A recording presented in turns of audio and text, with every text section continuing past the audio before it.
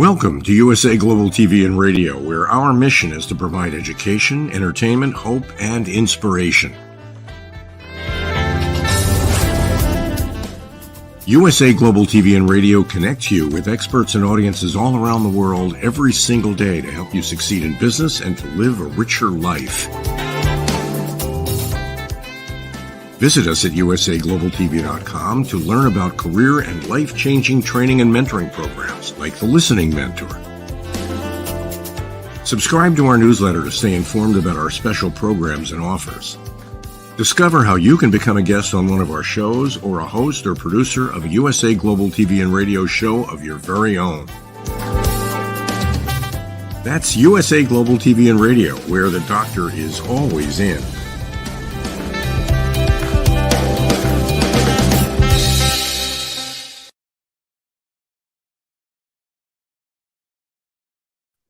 Hello, everyone, and welcome home to USA Global TV and Radio. I'm Dr. JACALYN KERBECK, and our show today is the United Kingdom News and Culture.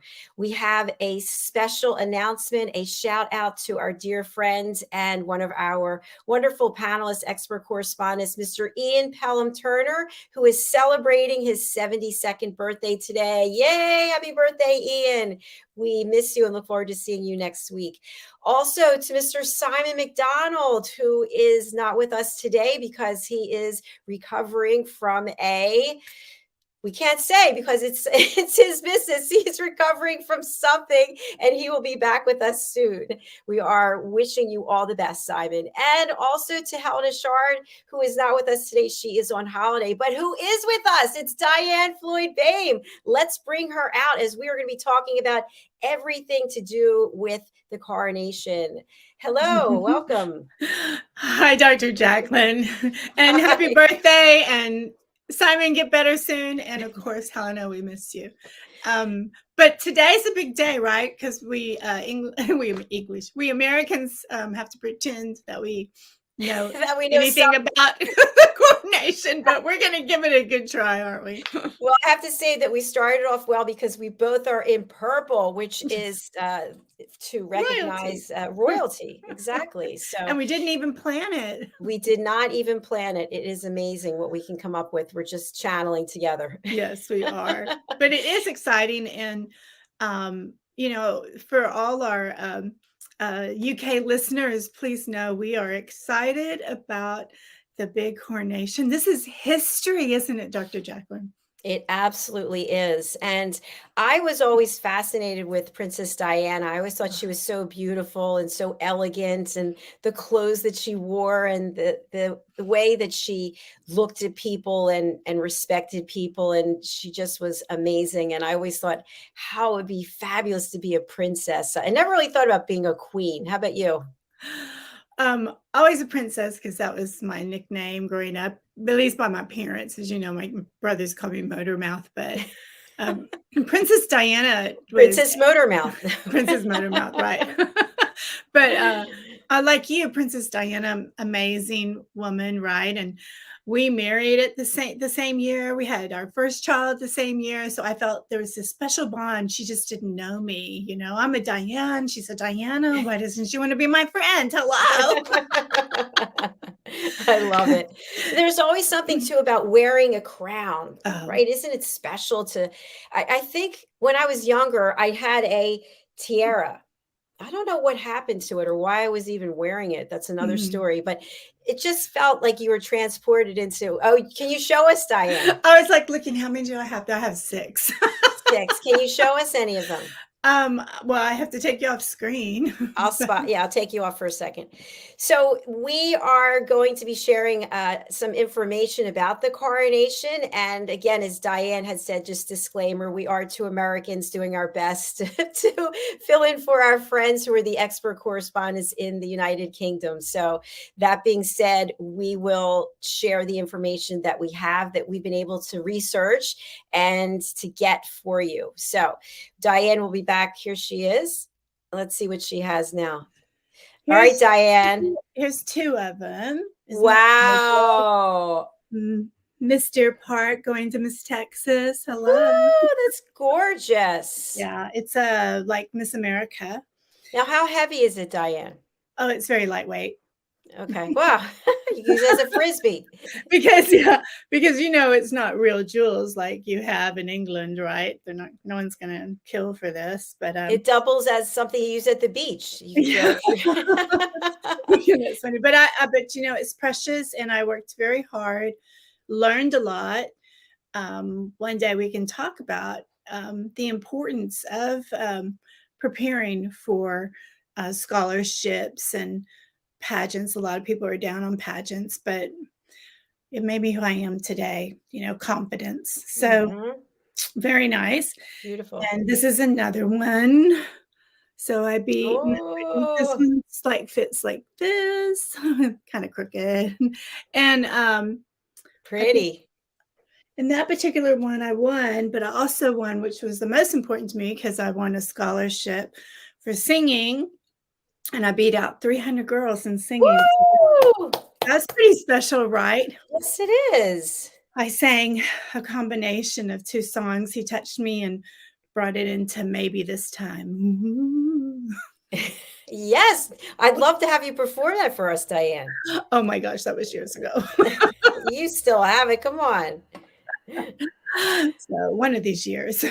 But anyway, so yes to the crowns, and maybe that's a good thing to open up with what you and I learned about the tiaras. Will they be wearing them or will they not be? What do you think? I think we're going to share the screen and see. Now, let me see which one. Let's see. How about if we start with this, the official website of the royal family? Let's just see what we can learn there, and we'll come back to tiaras. Okay. So again, if you're looking for how to find this, it's royal.uk. And we are appreciative of the fact that there's information here. Let's see the coronation. Let's go to this. Now, look at that jewelry. Now, that's real, right? Absolutely. And I'm pretty sure they would tell you there's history with each selection that they choose to wear. And that's why I really hope, that I can't wait to learn all the history that goes with everything that's selected and why. Absolutely. Diane, it's also interesting, and I think you could speak to this better than I can, but you have to have the right kind of hair to have a crown or tiara on, don't you? I'm sure the hairdressers work really hard to make sure that if they need to add extensions, so that you have enough up there. Be something for it to sit on. Exactly. Yeah. And being a Texas girl, we know how to tease, as you can tell. And so that works really well. Now, here we have the coronation procession. Look how magnificent, amazing that is. Yeah, the gold carriage. Oh, real gold? That's, from my understanding, we'll have to ask Ian then when they come back, but it's called the gold carriage. So maybe it's gold plated. I don't know. If it was, 100% gold, it might, melt. So I'm sure there's something to it. All of a sudden they're sitting on the ground. The occupants, it's amazing. Yeah. You know how people, you've seen the movies where, let me know if this is really gold or silver, and they bite it. Yes, I've seen that. Beautiful. Now, we saw this before. Helena shared this with us. Yes, like the invitation. The invitation. And there's something art that represents each part of the UK, so that people have to remember we have Northern Ireland, we have Wales, we have Scotland, right? And then we have England.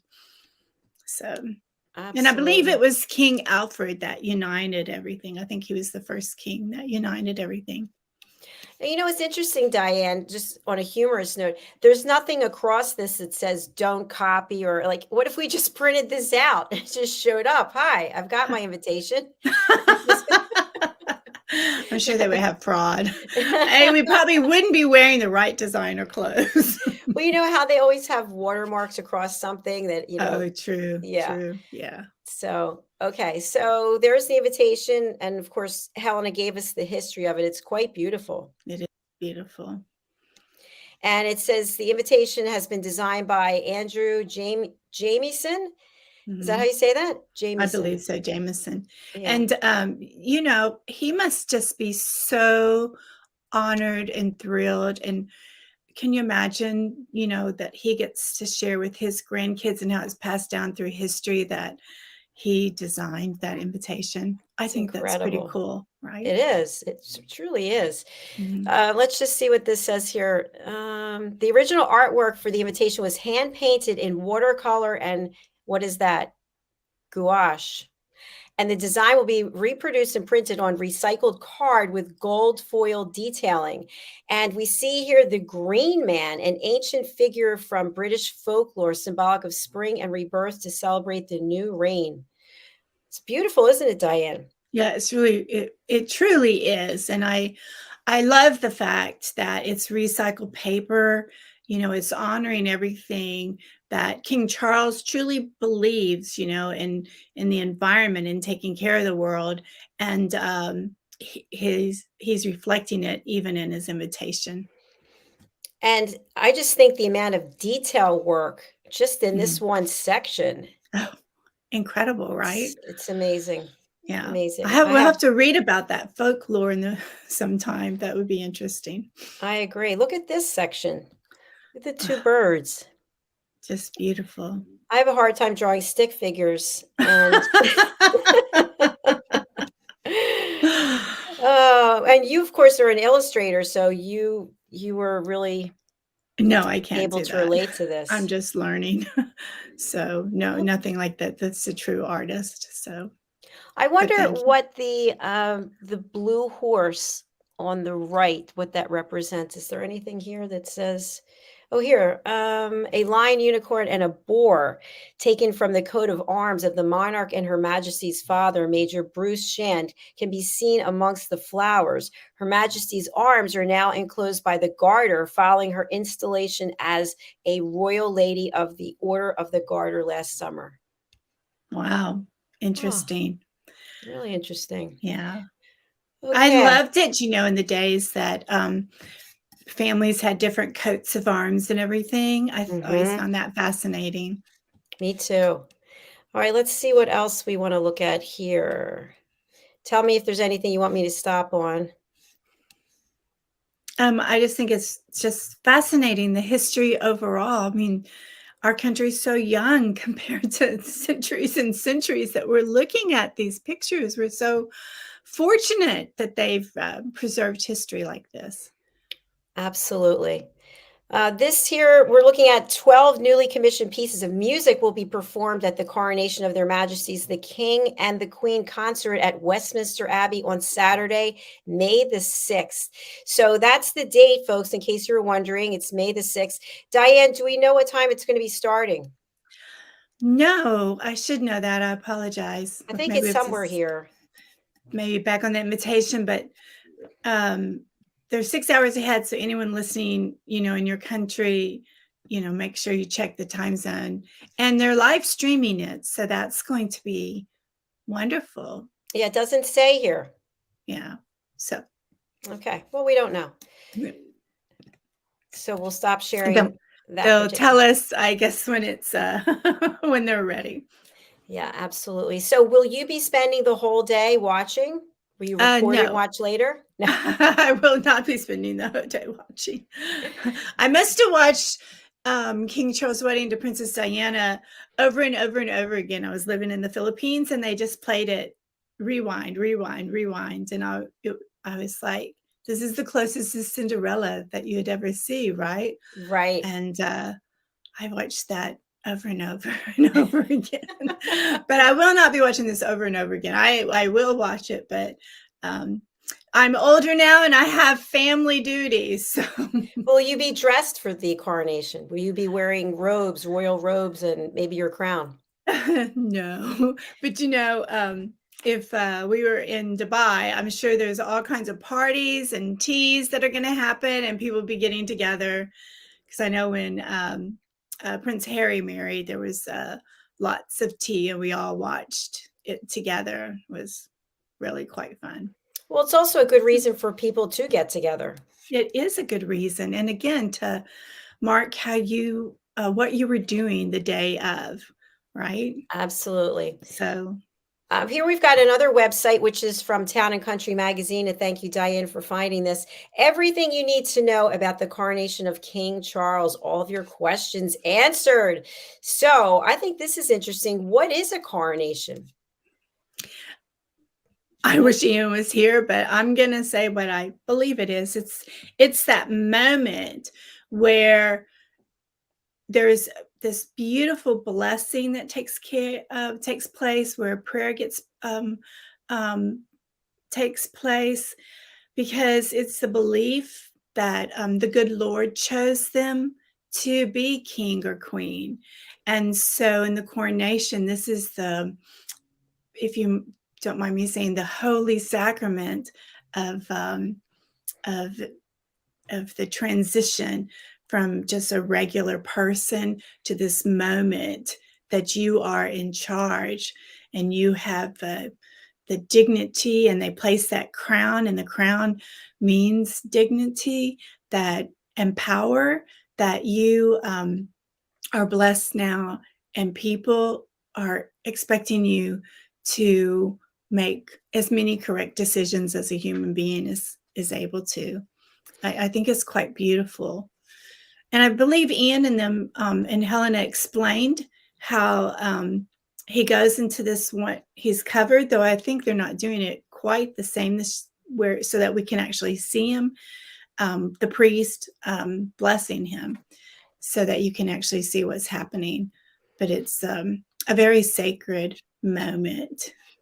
It's one of those once in a lifetime moments. And according to Town and Country Magazine, a coronation is defined simply as the act or occasion of crowning.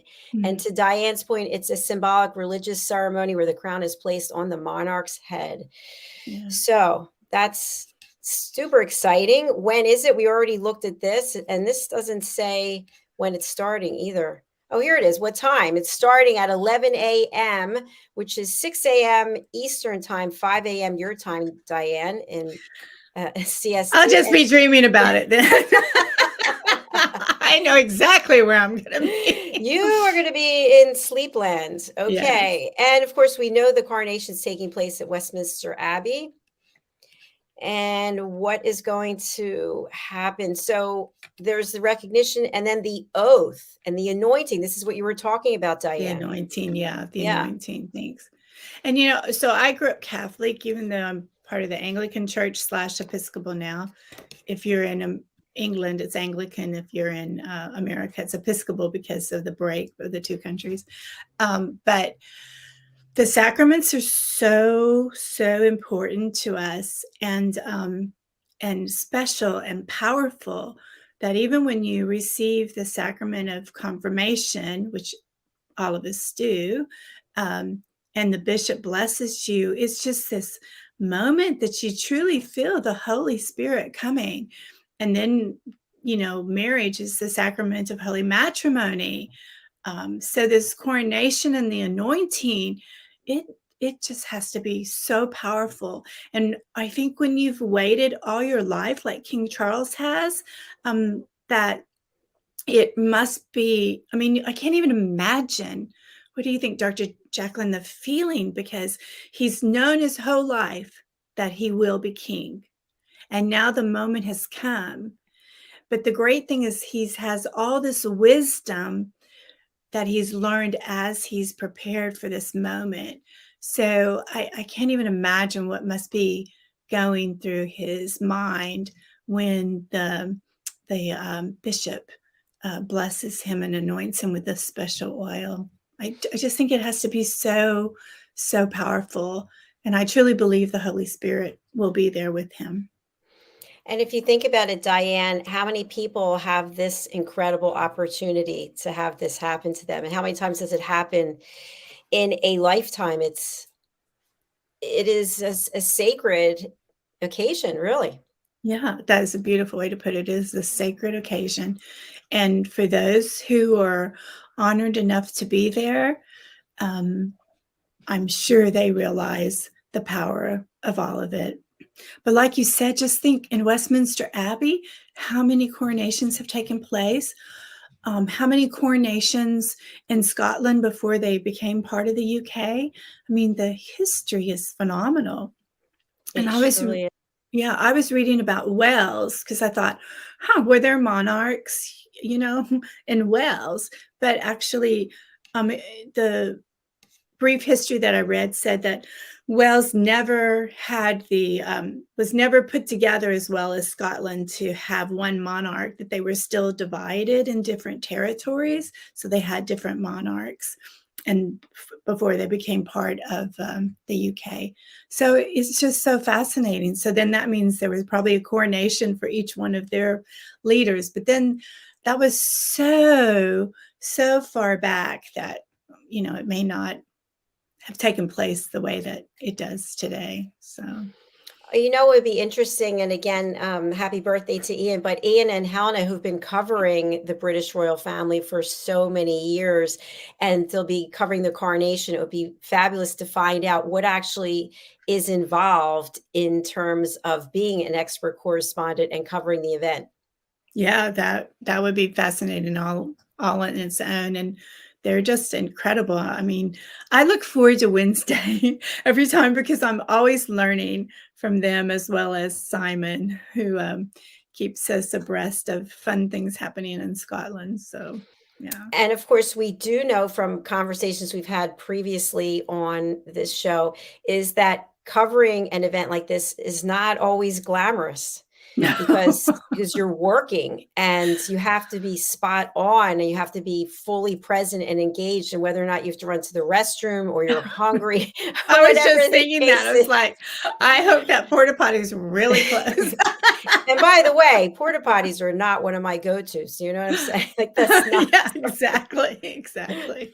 So no, behind the scenes is a whole different ballgame. So it would truly be wonderful to have their take on what all they went through. I bet you they're going to be exhausted and they're going to sleep for a long time.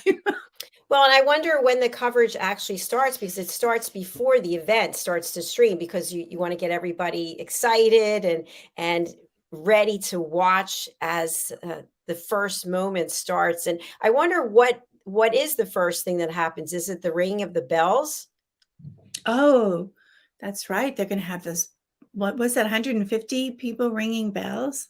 So, yeah, I think that's probably what does happen first. But to your point, getting people excited, probably Ian and all the other people, they're filming and talking and so forth.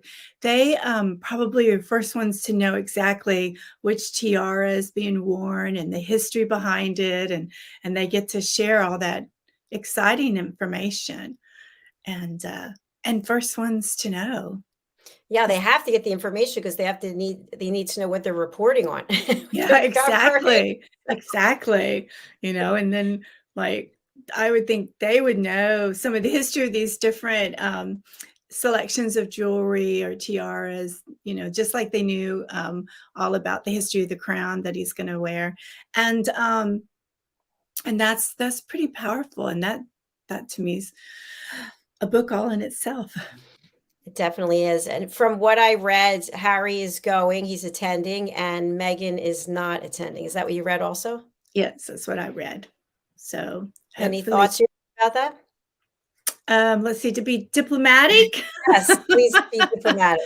I am so glad that Harry's going. I think the family needs to be together. And why not Harry be there with his dad? All of us have moments that we get upset with our parents. Of course, they're doing things extremely public, and it's very hard when you live in a fishbowl that royalty does. But you do know that's the life you were born into. But set all that aside and be proud, because you've watched your dad wait for this moment. And though it's very sad that we lost Queen Elizabeth, we realize it's part of life, correct? And so be there, not as a prince, but as a son, I think that's so important. I agree with you. And it's not like it's a baseball game or it's a recital, which are important. This is a once in a lifetime event, and that is your father. Yes, exactly. And he's the one that hugged and loved you when you fell. And he was the one that was cheering you on, when you got good grades, et cetera, what parents do. And there's so much that happens in the out of the public eye that's private that but as a kid how your parent has supported you, and you can share. I mean, we know by pictures that King Charles was very hands-on after the loss of Princess Diana. So I'm so grateful that he's there, and brotherly love, I hope that takes place as best as it can.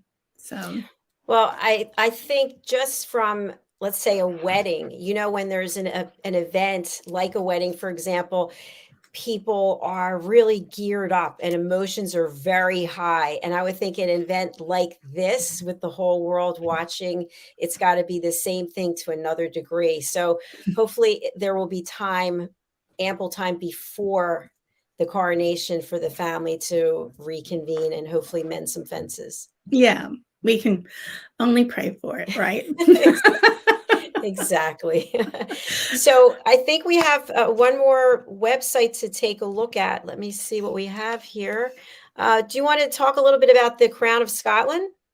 Well, with what little bit I know, and maybe when Simon comes back, or Simon, if you're listening, type in some information.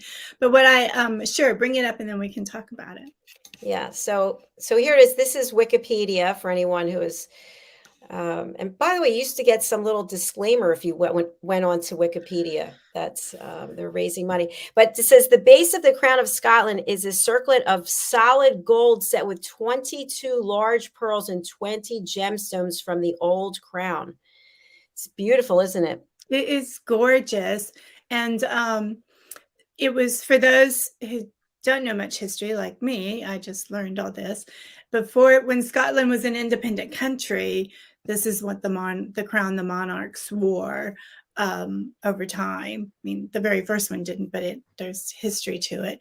And what I read was this particular crown is the oldest crown that we have on the British Isles, which I just find phenomenal.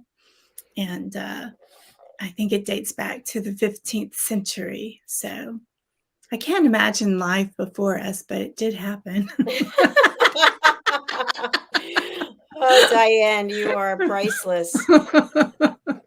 So here's more information. If anyone's interested, you can go over to Wikipedia and find out more. And it's it's housed in the Castle of Edinburgh, I believe, and people can go and actually see it. And I read that this crown was on display. I'm not sure exactly how, but it was present when Queen Elizabeth's coronation, which I think is beautiful because, again, it's showing a united kingdom, and that I think is so important. As do I. Diane, we're coming to the end of our show, believe it or not. Already? Oh my gosh. I'm just getting started and we haven't even talked about the tiaras. Will they or will they not? I guess we're going to find out. Let's talk about the tiaras, Diane. What did you learn in your research? That there is still under discussion whether different princesses will wear their tiaras, which I was really surprised because, that they just don't go out and buy a tiara. They select a tiara that, again, it has history to it. And so I do hope they wear their tiaras, and all of us can learn about the history of the various tiaras that are chosen. I think that's powerful. And also, again, I just love history. And so I just think that you have all your ancestors still with you in symbolically. And I think the tiaras should be worn. So I hope they will. And then, Dr. JACALYN, are you ready for this? Yes. I read a tidbit that Princess Kate, she gave a hint on one of the local British shows that because everyone's dying to know what is she going to wear? What is she going to wear? Because she's such a fashion icon, and so they believe all she did was say a hint of blue. So we'll see if she has a hint of blue. I'd like to So, know what celebrities are going to be attending. yeah, that would be fascinating, right? Yeah. Absolutely. So, right. Yeah. And the other And thing is, do they actually own the tiaras or who owns them? I think England does, and Scotland and Northern Ireland. I think they all have their own, and But a person doesn't own it. but a person doesn't own No. them. Even though you would hear like Queen Elizabeth loaned her this particular tiara, that particular tiara, I'm sure that they have them, some stored somewhere very safe They're to pass. wired, they have GPS. Like, I wonder if they do put like a tracker on them or something. That would I make probably sense. would. We put trackers in dogs. Why wouldn't we put them on the grounds? Yeah. Didn't Sean Connery have some movie where somebody he had to go and save the world because somebody, slithered in to steal a jewel or a crown? Yes, yes. Oh, I love those movies. Yeah, Sean Connery is amazing. And he's from the United Kingdom. So Absolutely. anyway. Well, we miss our friends, our expert correspondents, and we wish them well, especially as they get ready for the coverage of the coronation. And Diane, thank you for all the research that you did to prepare for this show today. Oh, you're quite welcome. It's exciting times, Dr. Jacqueline. And when you and I do wake up and probably watch the replay of everything, we can text each other. Did you see this? What did you like? I might be up and watching it live. I don't know, Diane. We'll see. Oh, well, good for you. I'll give you a call and wake you up. No, I'm kidding. Diane, how can people reach out to you? Excuse me. Oh, no problem. Sure. The best way is through my website, DIANNFLOYDBOEHM.com, DIANNFLOYDBOEHM.com. Thanks, Dr. Jacqueline. Thanks, Diane. And thanks to all of you for getting on the bus with us today for the United Kingdom News and Culture. We really enjoyed being here. Our next show is coming up. It's called I'm Spiritual But, starring Anne Scotland. So please stay tuned for that. And again, bye, Simon. We're thinking of you. Bye, Yes. Ian. Happy birthday. And bye, Helena. And bye, Diane. Bye. Bye.